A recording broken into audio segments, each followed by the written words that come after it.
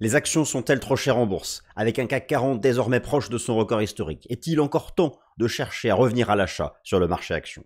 Bienvenue au Top Gun de ce lundi 16 janvier 2023.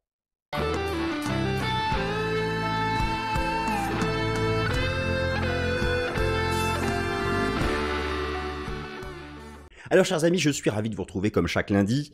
Quel mouvement haussier sur les actions, notamment les actions européennes. Depuis le mois d'octobre dernier, vous vous souvenez toutes et tous du short squeeze, du bear trap sur le marché action américain, alors qui depuis s'est repris. Mais le plus impressionnant, c'est la tendance haussière affichée par les actions européennes. Vous prenez le DAX, l'Eurostoxx 50, le CAC 40, une espèce d'euphorie de début d'année portée par les secteurs les plus cycliques, les plus offensifs, et avec désormais un CAC 40 tout proche de ses records historiques. Alors, de mon point de vue, c'est un mouvement trop euphorique, qui appellera bientôt à une correction, ne serait-ce qu'à court terme. Mais on va essayer de regarder les choses et de les analyser en profondeur. Ce rebond du marché action, depuis le mois d'octobre dernier, c'est 25% de rebond du cours du CAC 40. Les nouveaux records historiques de l'action LVMH, par exemple. Action numéro 1 du CAC 40 en termes de capitalisation boursière, numéro 12 mondial désormais, avec plus de 400 milliards d'euros de capitalisation boursière. Nouveau record historique. Le luxe, c'est 36% du CAC 40 maintenant. Bref, toute cette remontée se base sur deux éléments qu'on va regarder en détail, que nous allons regarder en détail. La désinflation. Alors, avec en plus la semaine dernière des chiffres américains qui montrent que cette désinflation se poursuit, mais gare, attention, il ne faut pas crier victoire trop vite, car cette désinflation n'a pas encore une dimension structurelle. Vous allez voir, elle est surtout liée à la baisse du prix de l'énergie. Et puis, l'autre facteur, vous savez, rappelez-vous, nous en avons parlé dans le Top Gun il y a 2 semaines, la tendance des actions en 2023 sera liée au contexte macroéconomique prospectif. Dépression économique, récession économique, soft landing, expansion économique. Pour envisager une tendance au moins haussière, au moins stable à haussière des marchés actions, c'est soit soft landing, soit expansion économique. Eh bien, il y a chaque semaine, en fonction des données macroéconomiques, le débat qui évolue pour savoir, en termes de probabilité, est-ce qu'on a une récession ou un soft landing. Et actuellement, c'est plutôt 55% soft landing, 45% récession. Et soft landing, ça permet d'avoir encore des perspectives de bénéfices importantes. Et donc, le marché action se reprend. Donc, en fait, chaque semaine, avec les chiffres qui vont tomber, et d'ailleurs, la saison des résultats des entreprises du 4e trimestre a commencé, il y en a beaucoup cette semaine, on va regarder. Chaque semaine, en fonction des agrégats de conjoncture économique et des résultats des entreprises, le marché va ajuster sa probabilité soit récession, soit soft landing, sans oublier la thématique de la désinflation, car imaginez qu'elle s'arrête, cette désinflation. Si elle s'arrête, les taux d'intérêt remontent, le marché action perd 10%. Bon. Et en fonction de l'agrégation de ces deux gros facteurs, contexte économique prospectif et régime des prix, il y aura une tendance du marché action. Alors je me réduis, donc j'ai choisi un titre, les actions sont-elles à nouveau trop chères en bourse, peut-on encore acheter les actions, bon voilà, tous les titres un peu sympathiques, hein, un peu vendeurs. CAC 40, un rebond de 25% en 3 mois. Effectivement, oui, ce n'est pas anodin, un rebond de 25% en 3 mois, et concrètement, je vais retirer ici la petite caméra, et concrètement, comme vous allez le voir ici, un marché action hyper offensif. C'est-à-dire qu'en 2022, je vous ai proposé fin décembre un bilan du marché action. La vidéo est encore sur la chaîne. C'était les secteurs défensifs qui avaient le mieux performé. Si vous regardez la hiérarchie sectorielle depuis le début de l'année, les secteurs défensifs, santé, produits de base, utilities, tout en bas. Et tout en haut, la consommation discrétionnaire, les banques, l'automobile, l'immobilier, le luxe, tous les secteurs à plus fort bêta, en forte hausse, une espèce d'euphorie de début d'année. D'ailleurs, le CAC 40 fait son meilleur démarrage haussier en 20 ans, et LVMH rentre dans le temps 12. Je vais vous montrer, est-ce que vous connaissez le CAC 40 Global Return? Oui, alors, vous connaissez probablement le CAC 40 normal. Normal, entre guillemets, c'est-à-dire que vous avez sûrement des actions en portefeuille. Je prends l'exemple du CAC 40, hein, on peut prendre l'exemple d'autres indices boursiers. Lorsqu'une action détache son coupon, enfin paye le dividende, voilà, c'est répercuté sur le prix de l'action, ça agit sur le CAC 40, mais en fait, ces dividendes, c'est quand même une rémunération. Le CAC 40 Global Return réintègre les dividendes. On est revenu sur les records historiques. Est-ce justifié? Est-ce que le marché ne prend pas un risque à trop être confiant dans une désinflation et à trop être confiant dans il n'y aura pas de récession? D'ailleurs, cette semaine, il y a les chiffres, il y a beaucoup de statistiques de l'immobilier aux États-Unis. je vais reprendre avec vous mon fichier de probabilité de récession, on va les regarder, on va mettre tout ça à jour. Ça, je vais le faire chaque semaine pour faire un peu évoluer et folier tout ça. Donc, vous avez sous les yeux quelques infos. Moi, je vais passer directement ici pour vous montrer. Le CAC 40 Global Return, il est sous vos yeux. Le CAC 40 Gross Return Global Return, voilà. Nous sommes à quelques centaines de points du record historique.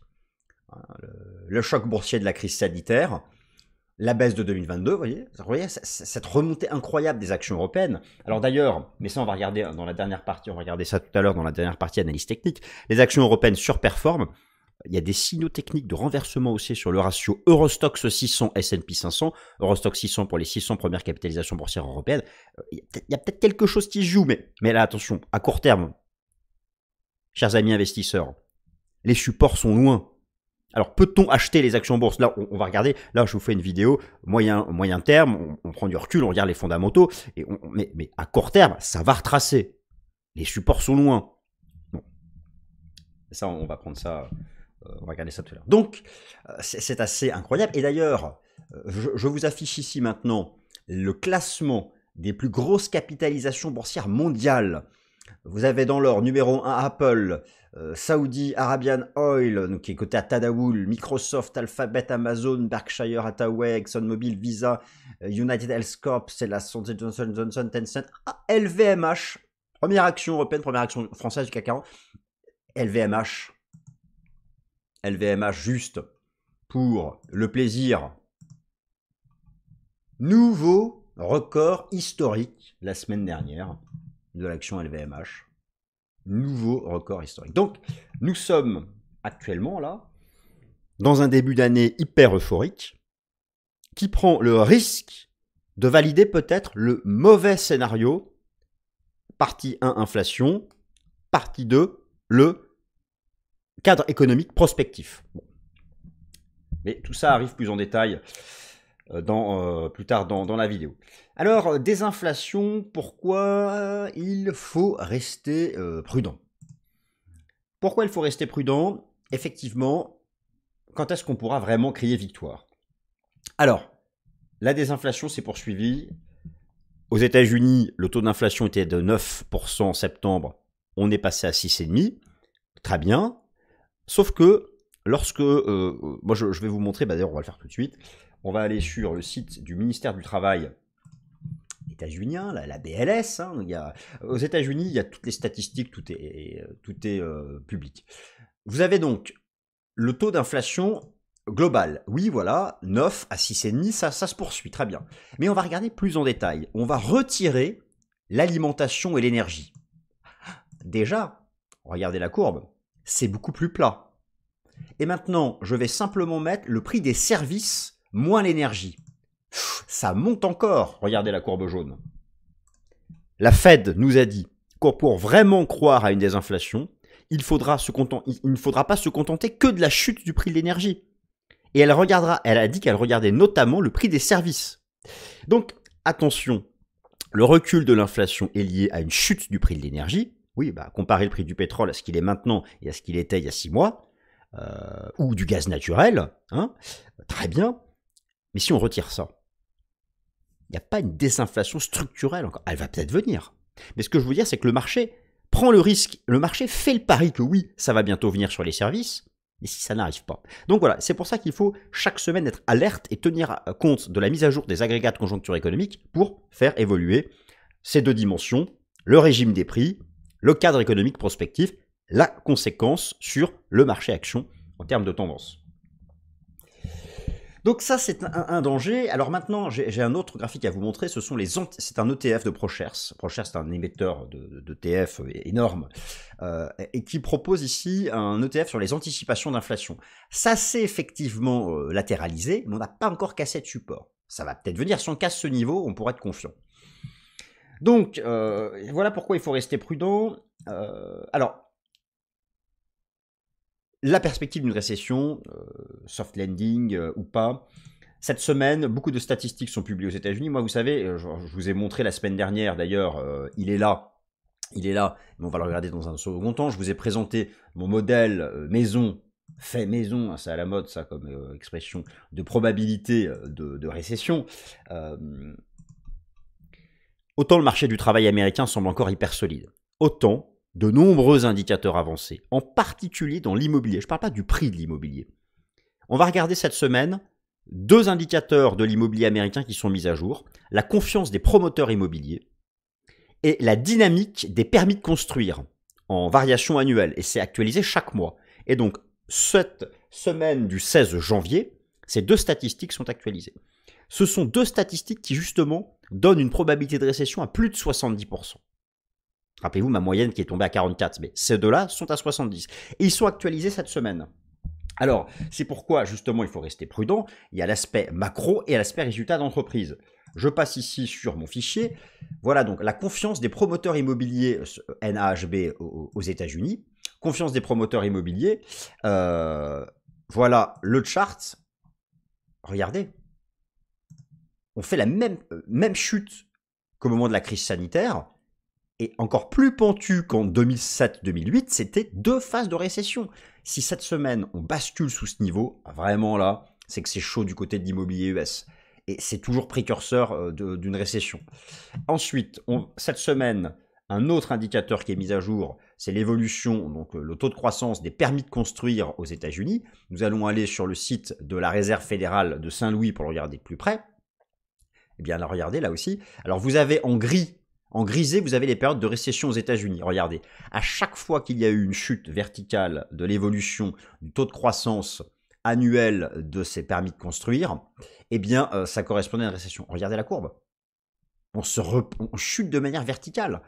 Donc, il va falloir surveiller de très près l'ensemble de ces 2 indicateurs de conjoncture économique. Il y a aussi la production industrielle cette semaine que je vais regarder, mais voilà.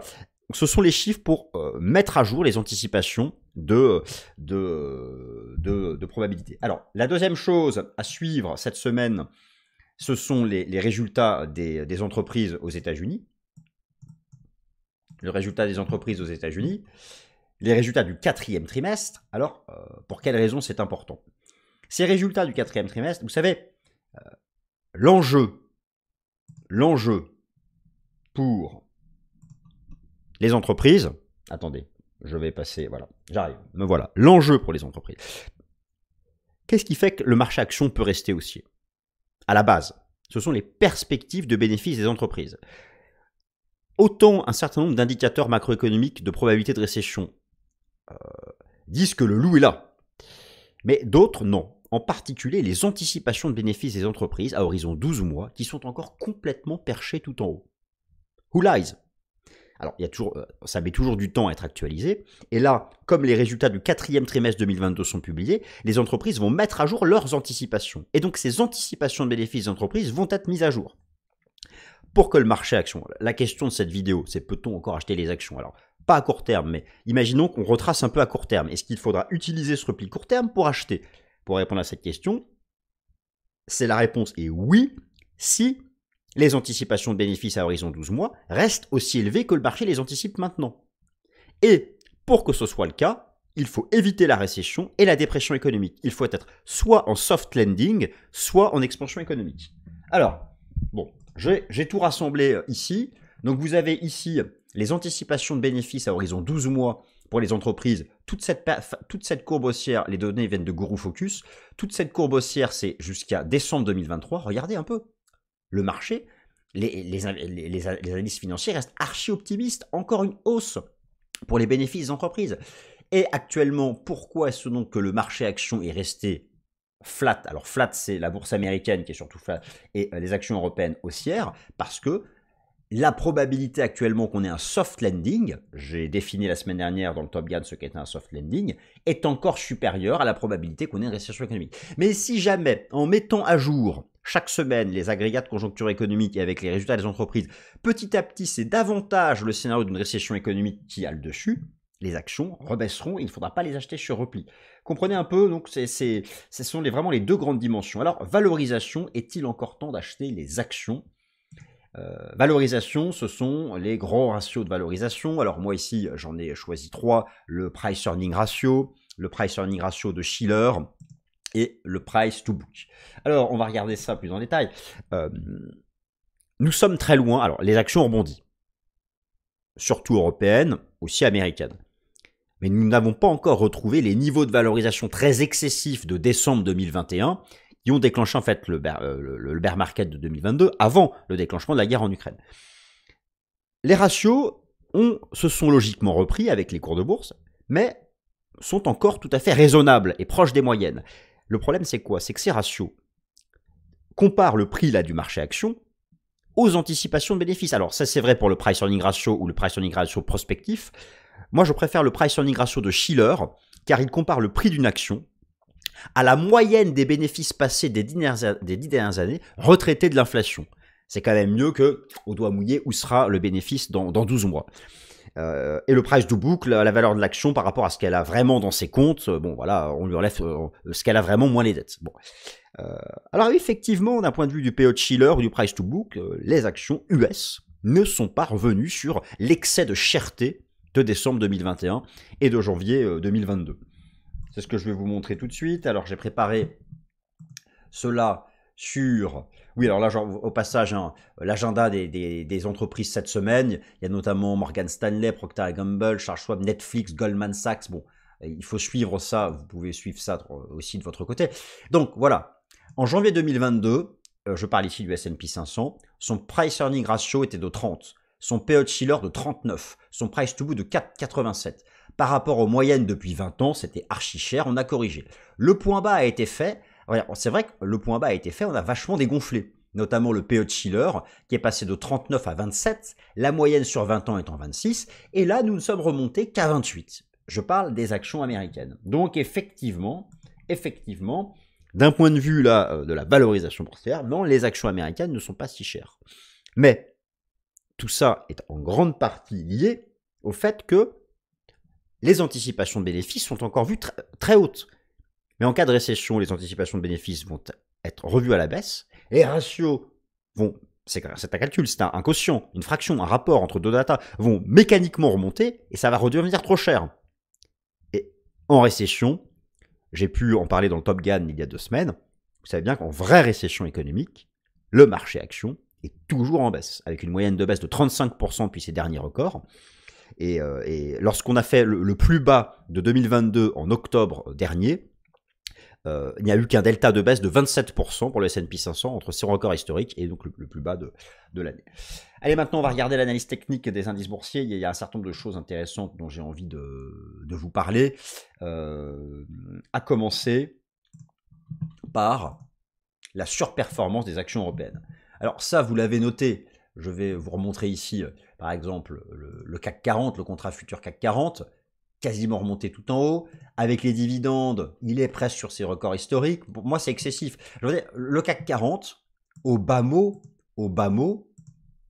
il va retracer ici, à 20 000 points, en prenant avec les dividendes.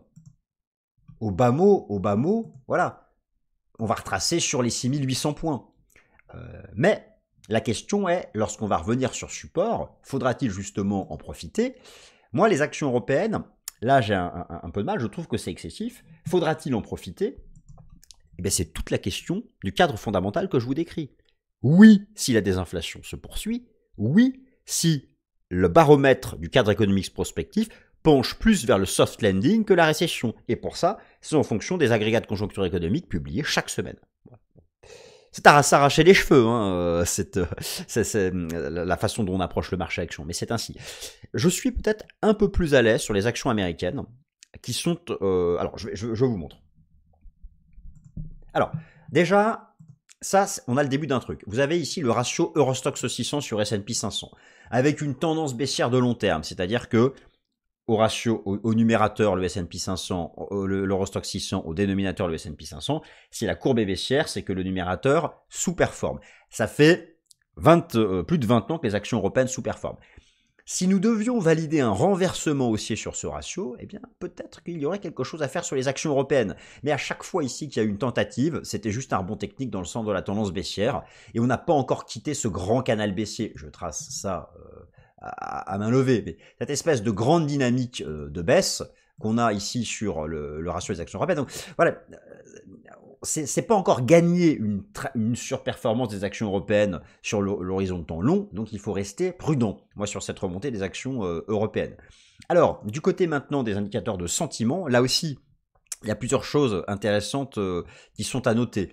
D'abord, les traders particuliers. Vous avez ici le dernier sondage proposé par l'Association américaine des investisseurs particuliers, la AI. Eh bien, alors, il y a un pourcentage de positions neutres qui est énorme. Ça montre l'incertitude du marché. C'est-à-dire que le réservoir des haussiers ne s'est pas beaucoup rempli, le réservoir des baissiers un petit peu. Alors c'est vrai que le fait que le réservoir des haussiers soit pas très rempli, ça autorise à davantage de hausse, mais il y a une part de neutralité ici énorme, une part de neutralité qui va basculer dans le sentiment haussier, dans le sentiment baissier, à la moindre statistique ou résultat d'entreprise ou modification des anticipations de bénéfices qui sera majeure et concrète. D'un point de vue technique, les indices boursiers américains n'ont pas donné les mêmes signaux que les indices boursiers européens. Les indices européens sont proches de leur record historique, moi j'attends une petite correction court terme. Les indices US sont encore dans les compressions. S'ils en sortaient par le haut, il y aurait oui un rattrapage des indices US, mais on n'y est pas encore. On va regarder le S&P 500 et le Nasdaq. Alors tout d'abord, je vous montre ici le Nasdaq Composite. Le Nasdaq Composite, vous avez ici une vue de marché très, très basique. Alors notez que tout le bear market de 2022 nous a fait nous stabiliser ici à proximité de l'ancien record avant le choc boursier de la crise sanitaire. Nous sommes dans une structure en biseau descendant. Effectivement, si le marché venait à en sortir par le haut, il y aurait un signal. Le Nasdaq, c'est vraiment les taux d'intérêt. Les taux d'intérêt, effectivement, ne montent plus. Ils ne sont pas non plus validés de renversement baissier. À la moindre déception sur l'inflation US, à la moindre... moi, je vous ai montré tout à l'heure qu'il n'y a pas encore une désinflation structurelle. Elle est surtout conjoncturelle, liée à la baisse du prix de l'énergie. Si on réalise qu'en fait, le reste ne décroît pas, les taux d'intérêt vont revenir en haut, et Nasdaq prendra cher, il ne sortira pas de ça. Donc là, il s'est, je dirais, neutralisé, il s'est latéralisé. Mais on n'a pas encore de signal de renversement haussier sur le Nasdaq. Alors, on pourrait la voir si on quittait par le haut cette pattern. D'ailleurs, le S&P 500 qui reste l'indice de référence de la finance mondiale, et, en tout cas états-unienne, eh bien, les niveaux sont les mêmes. Nous sommes toujours dans cette pattern que vous connaissez, dont nous ne sommes pas sortis. En données journalières, pour le S&P 500, eh bien, vous retrouvez donc ici le haut de la pattern, et nous sommes toujours encadrés par, alors c'était le bear trap du 13 octobre, et le bull trap du 13 décembre, 13 octobre, 13 décembre, ça a été la séquence importante. Voilà, et les 4100 points qui sont le point bas de la séance du 24 février dernier, qui était le déclenchement de la guerre en Ukraine. Il y aurait, sur les actions américaines, il y aurait un rallye équivalent à ce qu'ont fait les actions européennes. On peut voir ça sur le DAX, sur l'Eurostoxx 50 ou encore le CAC 40 ou le Stoxx 600. Il y aurait un rallye de rattrapage des actions américaines en cas de dépassement des 4100 points. En cas de dépassement des 4100 points, ce serait le signal de hausse vers les 4003 et peut-être les 4500 points. Mais pour le moment, signal n'est pas donné. Et je vous montre ici maintenant les données institutionnelles. Alors voilà, vous avez ici la position nette des traders institutionnels sur les contrats futurs et les contrats d'options S&P 500. Je parle des traders d'asset management et de hedge fund. Alors, la position nette est encore négative. Alors, elle est sur support, hein, regardez. Elle est sur le même niveau de point bas de juin 2020. Il y a un début de remontée, il y a quelque chose, il y a un semblant de petite divergence, mais il y a encore une extrême prudence vis-à-vis du marché action. Il y a une extrême prudence des institutionnels. La part du cash dans les portefeuilles reste autour des 6%, ce qui est énorme. Alors, ça veut dire qu'il y a encore du potentiel de cash qui serait prêt à se déverser sur les actions si le cadre fondamental que j'ai décrit en début de vidéo se mettait en place, soft landing et des inflations structurelles. Mais il y a encore une frilosité. Et on l'a vu avec le pourcentage d'avis neutres chez les particuliers et le fait que le niveau de cash reste élevé chez les instituts, qu'il n'y a pas encore un vrai retournement haussier de la position nette sur les futurs et options S&P 500. Le contrat futur E-mini S&P 500, c'est le plus tradé des indices boursiers du monde. C'est pour ça que je le regarde en priorité. Voilà, chers amis, pour le Top Gun de ce lundi. J'espère qu'il vous a plu. Si c'est le cas, merci, abonnez-vous s'il vous plaît. C'est vraiment ça qui nous aide. Et puis, et donc, toute la semaine, je vais suivre tout ça. Et la semaine prochaine, la mise à jour. Merci à toutes et à tous. Prenez soin de vous et excellente semaine.